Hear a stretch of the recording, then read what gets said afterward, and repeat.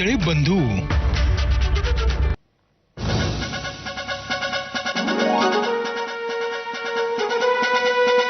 ब्रेकनंतर बुलेटिनमध्ये आपलं पुन्हा एकदा स्वागत. घेणार आहोत बातम्यांचा वेगवान आढावा. तब्बल 20 वर्षांनंतर एकत्र आलेल्या ठाकरे बंधूंची शिवतीर्थवर काल जोरदार तोफ धडाडली. मोदी सरकार फक्त अदानींवरच मेहरबान का असा सवाल उपस्थित करत राज ठाकरेंनी 2014 पासूनचे अदानींचे वाढते उद्योग दाखवत मुंबईकरांना जागं होण्याचं आवाहन केलंय.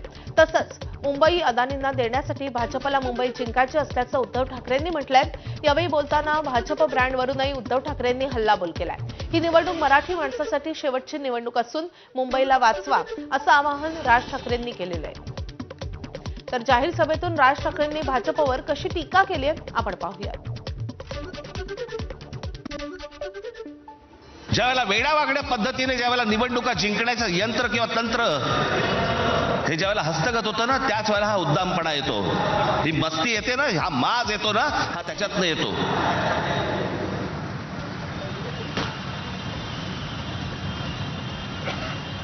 अख्खी मुंबई विकायला काढली, अख्खा महाराष्ट्र विकायला काढला, अख्खा देश विकायला काढला. जगामध्ये असा एकही माणूस नसेल जो 10 वर्षामध्ये इतका श्रीमंत झाला. मला कुठच्या उद्योगपतीने उद्योग करू नये या मताचा मी नाहीये, इतका दळभद्री विचार माझा नाहीये.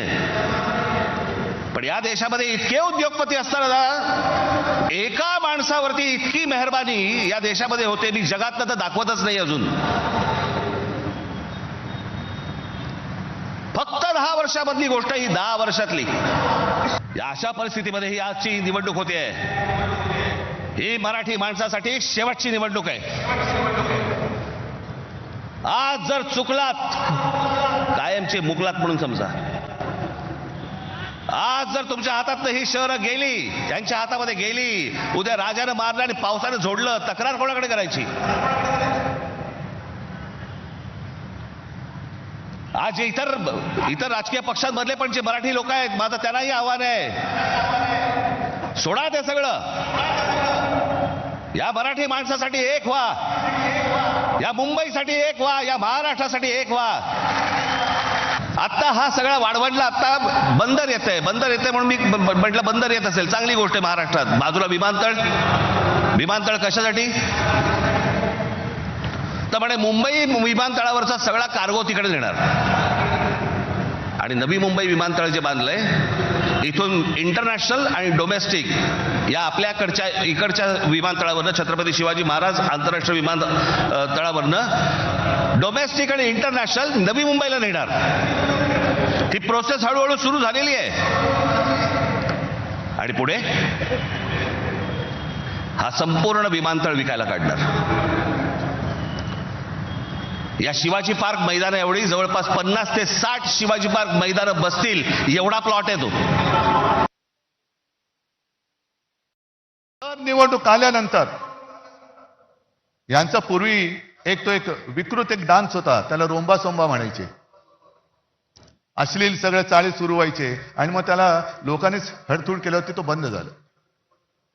तशी प्रत्येक निवडणूक आल्यानंतर हे भाजपडे रोंबा सोंबा खेळायला लागतात. हिंदू मुस्लिम, मराठी अमराठी, महापौर कोण होणार?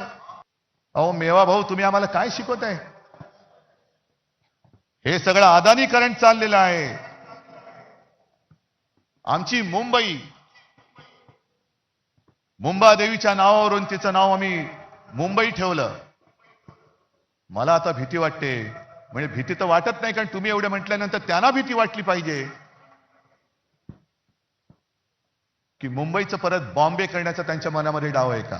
अजित पवारांबद्दल माझं स्पष्ट म्हणणं आहे देवेंद्र फडणवीसांना की 70,000 कोटीचे घोटाळ्याचे आरोप तुम्ही आणि मोदीजींनी त्यांच्यावरती केले. ढीगभर पुरावे तुम्ही नेऊन दिले. आता जर का केस चालू आहे असं तुम्ही म्हणताय, तर पुरावे तुम्ही दिलेत, ते आता पुरावे की जाळावे कोर्टाने, एवढं सांगा. आणि त्या पुराव्यामध्ये दम असेल, कारण तुम्हाला माहिती आहे तुम्ही पुरावे दिलेत, तर अजित पवारांना लाथ मारून हाकलून द्या.